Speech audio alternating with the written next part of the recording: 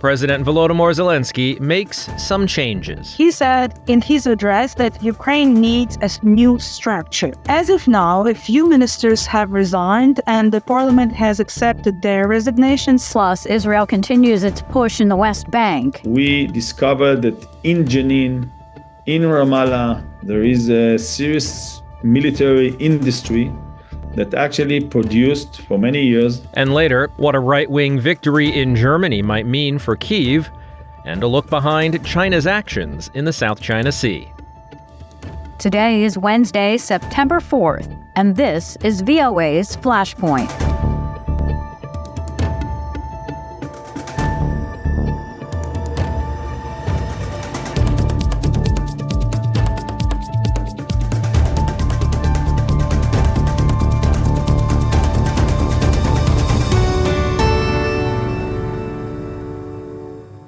Good evening, I'm Lori London, along with Steve Karish.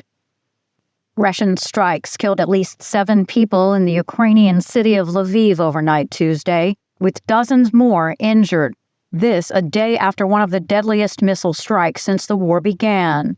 The latest assaults come as President Volodymyr Zelenskyy looks to reset and reorganize his war cabinet. On Wednesday, one of the most prominent faces in his government, Ukrainian Foreign Minister Dmytro Kuleba, resigned, and more changes are expected. For a deeper dive on those changes to the government in Kyiv, I spoke with VOA's Eastern Europe Bureau Chief Miroslava Gongadze. What do these changes say, first off, overall, about Zelenskyy's strategy? President Zelenskyy today emphasized that the personal changes in the government are necessary to strengthen Ukraine. He thanks the cabinet and the ministers personally for their work and commitment. However, he said in his address that Ukraine needs a new structure. As of now, a few ministers have resigned and the parliament has accepted their resignations. Some of those who resigned, like Vice Prime Minister of European Integration, Olga Stefanishyna, and Minister of Strategic Industries, Alexander Kamyshin, will be appointed to different roles, in some cases with increased responsibilities. According to my sources, this is not the case with Ukraine's Foreign Minister Dmytro Kuleba, who became some kind of prominent face of Ukraine for international partners. He was seen as too bright for the taste of the presidential administration, people say, and has recently been sidelined. When President Zelenskyy was asked specifically about Kuleba today, he said he would not comment on the future of any particular minister. Some sources say that Andriy Sybiha, a diplomat who is currently a deputy head of the Office of the Presidential Administration, will be the new foreign minister of Ukraine. Kuleba seemed to really have a genuinely good relationship with U.S. Secretary of State Antony Blinken and other international diplomats. It would seem that that role and the relationships that he built would be a tough act to follow necessarily. Is this person that's taking his place, will he be able to sort of take it from there? Andriy Sybiha is seen as a very professional diplomat. He took initiative in the presidential administration over peace talks as Ukraine was introducing, and with the new security agreements that Ukraine signed with different countries. So it's he's professional, we can say. Would he outshine or not outshine Kuleba? That would be difficult. However, I think the international partners would accept anyone who will be in the foreign minister of Ukraine. And Sybiha is seen as a person who is devoted and in line with the head of presidential administration, Andriy Yermak, Ukrainian presidential administration. And Yermak personally would like to be seen as a main foreign policy guy in Ukraine at this point. Do we have any idea what the military strategy will look like? Will it be very different? In terms of military strategy, nobody expects much changes. However, we have to understand that the mood in Ukraine is very sober. The last 2 days, shocking number of civilians died, and in the regions like western town Lviv, that didn't experience the level of attacks like this before. So there would be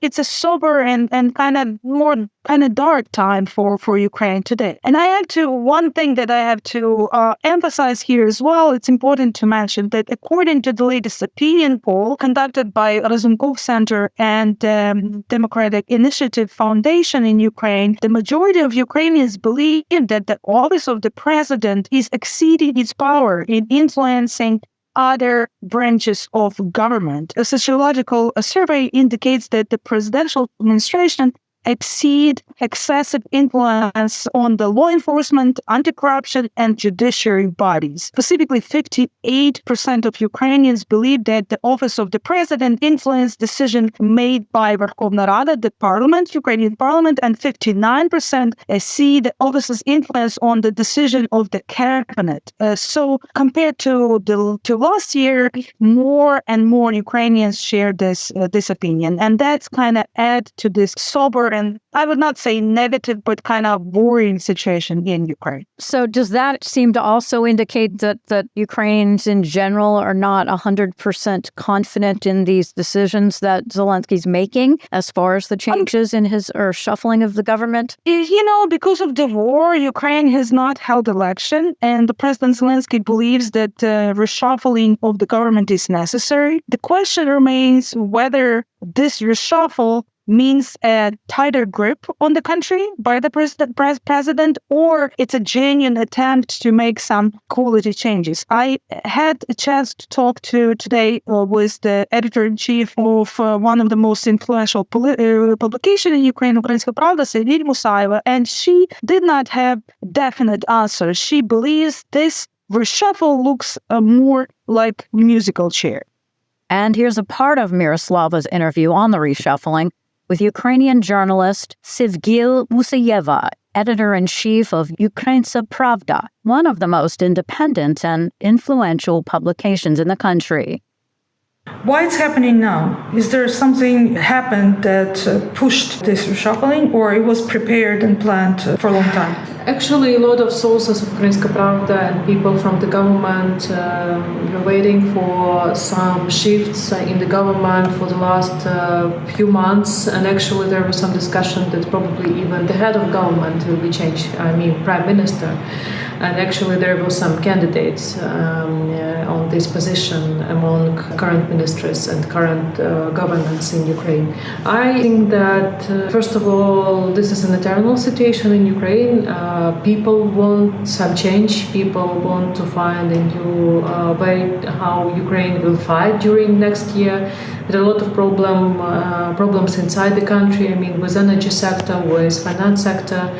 And I think these changes are very important, first of all, for Ukrainians and for country and for people of Ukraine, because they were waiting for some improvements on Ukrainian politics, first of all.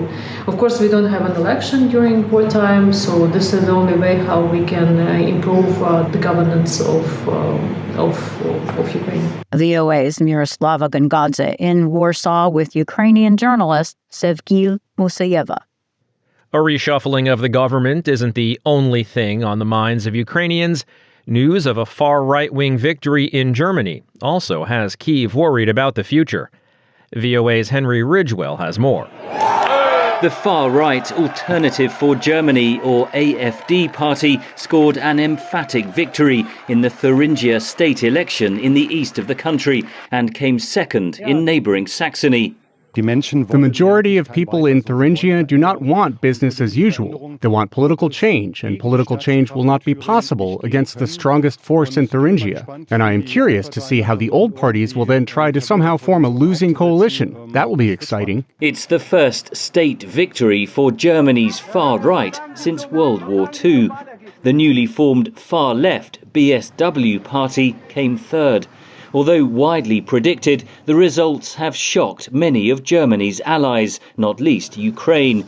Germany is Ukraine's second biggest donor of military aid, second only to the United States. That is now in doubt. Both the far right and the far left populist forces were campaigning on cutting German aid for Ukraine, and they were explicitly calling for a reduction in military aid.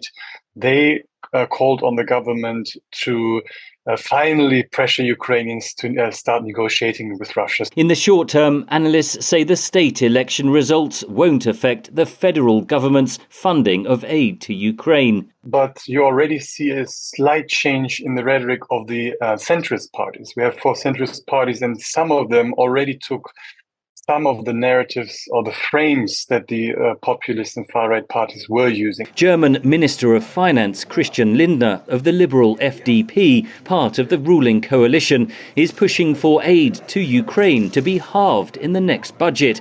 His party gained less than 5% in the Thuringia state election and fears a repeat in federal elections next year. So it's really a sort of a fight, a battle for political survival, especially for the liberals who are pushing for this agenda of cutting the budget for Ukraine. Immigration was a major issue driving votes for the far right, with much rhetoric directed at non-European and especially Muslim migrants.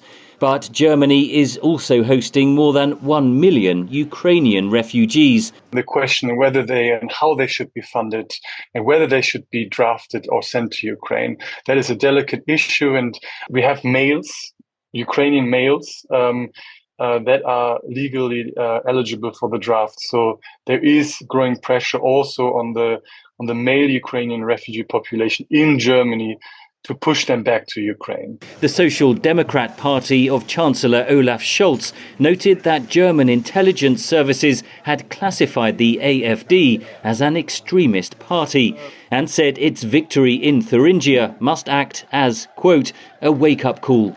Henry Ridgewell, VOA News.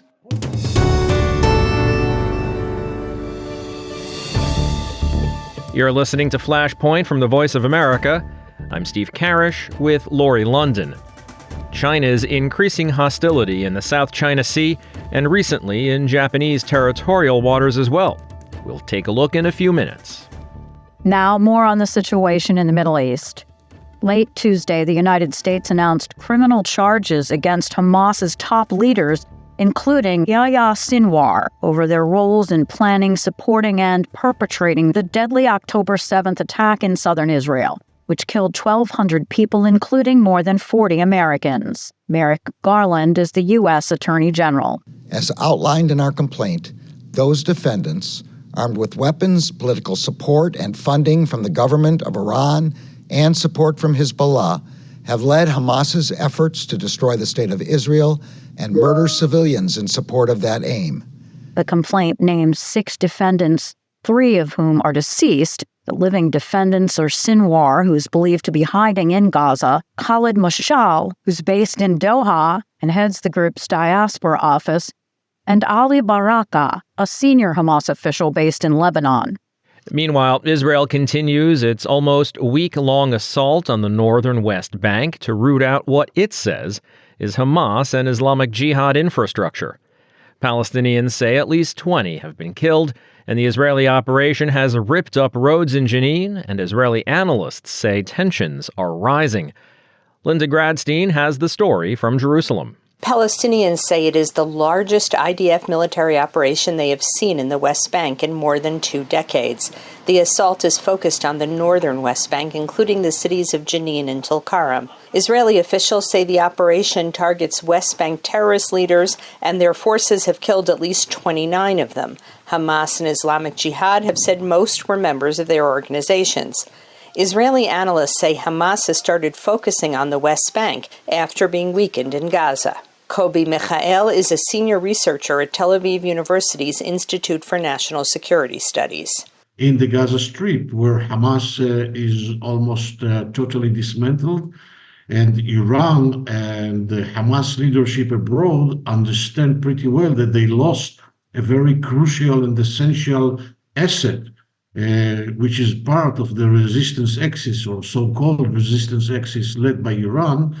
And they are trying to compensate for this loss by intensifying the terror infrastructure in the West Bank. Israeli political and military officials say terrorist activity in the West Bank has increased, including the local production of weapons. Amit Halevi is a member of the Likud party and the Israeli parliament's Foreign Affairs and Defense Committee. We discovered that in Jenin, in Ramallah, there is a serious military industry that actually produced for many years those, it's not only missiles like you mentioned, it's also bombs, it's also various of weapons. And I think this is our targets. But Palestinians say the operation in the West Bank is also hurting civilians, especially in the Jenin refugee camp. They say the army has dug up many roads searching for explosive devices, which has made the camp impassable. Water and electricity have been cut off in some areas. Palestinian analysts say public opinion in the West Bank is growing angrier. Mohammed Daralma is a Palestinian journalist at Asharq, a pan-Arab news service. Recently, a new phenomenon emerged in West Bank. The people who are willing to fight, and they are collecting weapons, guns, driven by the kind of revenge feeling in towards what's going on in Gaza and the daily practices of the Israeli occupation. The number of Palestinians killed by Israeli soldiers or Jewish settlers in the West Bank has been rising, with the United Nations reporting 680 dead since the war against Hamas began last October. Israel says 22 soldiers and Israeli civilians have also been killed in the West Bank during the same period. Linda Gradstein, VOA News, Jerusalem. China has been acting more provocatively lately in the South China Sea, with more frequent confrontations with Philippine Coast Guard vessels and a recent voyage through Japan's territorial waters. While it seems that these moves are an effort to project strength and perhaps expand their own territorial waters, one question remains. Why now? To find out, Steve spoke with Taiwan-based correspondent William Yang. So I think the broad consensus in the region is that China basically sees a window of opportunity in the coming weeks and months due to the upcoming leaders' election both in Japan and the United States, that both of these countries, which are two of the largest democratic countries that are sort of holding together the regional alliance that is containing China's expansion, maritime expansion in the region. So they are doubling down on multiple fronts at the same time, expanding their territorial disputes in South China Sea with the Philippines to a different reef that is called the Sabina Shoal. And I think we also need to add in Taiwan in this mixture because, as we know, all these three countries are part of the first island chain that really prevented China from projecting its naval power to the Western Pacific. And the Chinese has also been, in fact, increasing the number of sorties around Taiwan on a daily basis since August 26th. So I think this is overall the Chinese testing Washington's ability to keep up the coordination with allies in the region at a time when they know that the U.S. will probably be very distracted from this part of the world all the way until at least January 20th next year when a new government comes in. So why are they doing this? What's their goal? Is it to have control over more of the sea?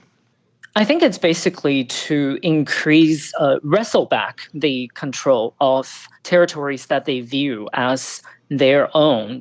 And because they see what has happened over the last 2-3 years, that the Biden administration has really been able to bring together democratic countries in the region to coordinate and increase their joint patrols and at the same time strengthening security and defense-related cooperations. So they feel threatened, obviously, by this U.S.-led effort to strengthen the counter pushback against what China has been doing essentially since the early 2010s, which is that they are trying to claim as much of the South China Sea as their territory as they can. And this particular upcoming period is a period that they clearly know that the pushback and the coordination between the democratic countries will be much weaker compared to over the last almost 4 years when Biden took office. It seems like by antagonizing the Western countries, they're inviting more hostility. They're inviting more of a reaction from the Western countries. Wouldn't it be in their best interest to lay low at a time like this? Right. I think they believe that the South China Sea and the competition with the United States across the Indo-Pacific has essentially entered into a near zero-sum situation, which means that if they don't bolster their own stance and position and project their power when they see a window of opportunity like this, then they essentially will only face a stronger containment that is led by the United States. And so the Chinese is strongly in this belief that they need to bolster their own stance before rather than compromising their own position. Because if they compromise their own position, they're only going to see their room for maneuverability across the Indo-Pacific shrinking further if the Democrats won the election in November. At the same time, domestically, whenever they are struggling to, say, boost the economy, it's been struggling since the beginning of 2023, or to really increase or bring back the Chinese people's confidence in the government, they try to project their strength outward and use that in a way to spin through the domestic media outlets, which are all controlled by the government, this more positive tone and positive image so that it can neutralize that domestic discontent towards the struggling economy and the bleak outlook overall inside China. VOA reporter William Yang. William, thanks for your time. Thanks for your reporting. Thank you so much. In a related story, the top U.S. envoy to Taiwan assured the self-governing island that it has American support and said Washington will continue to follow through on its commitments to ensure Taiwan can defend itself against threats from China. Raymond Green is the director of the American Institute in Taiwan. He said that Taiwan and the United States have a shared and abiding interest in maintaining peace and stability across the Taiwan Strait. The United States remains committed to supporting Taiwan's ability to defend itself and will continue to maintain the capacity to resist any resorting to force or other forms of coercion against Taiwan, in line with the Taiwan Relations Act. China claims Taiwan as its own territory, to be taken by force if necessary. Calls and emails to the Chinese embassy in Washington were not returned. Uganda's police force spokesperson, Roseke Kutuma, addressed the media on Wednesday after main opposition leader Bobi Wine, who has emerged as the most formidable opponent of veteran President Yoweri Museveni, was shot in the leg by security agents in a northern suburb of the capital, Kampala, on Tuesday. Kutuma told journalists that officers had attempted to block Wine and his team from marching down a road, resulting in an altercation where Wine sustained injuries. That despite the warning, he insisted on proceeding and blocking the road, leading to police intervention to stop the procession. During the ensuing altercation, it appears he sustained injuries. And he added an investigation will be conducted to clarify the facts. And that's going to wrap up today's show. There's more VOA coverage 24 hours a day on our website, voanews.com, and across our social media platforms. On behalf of Lori London and everyone here at VOA, thanks for listening. Until tomorrow, I'm Steve Karish.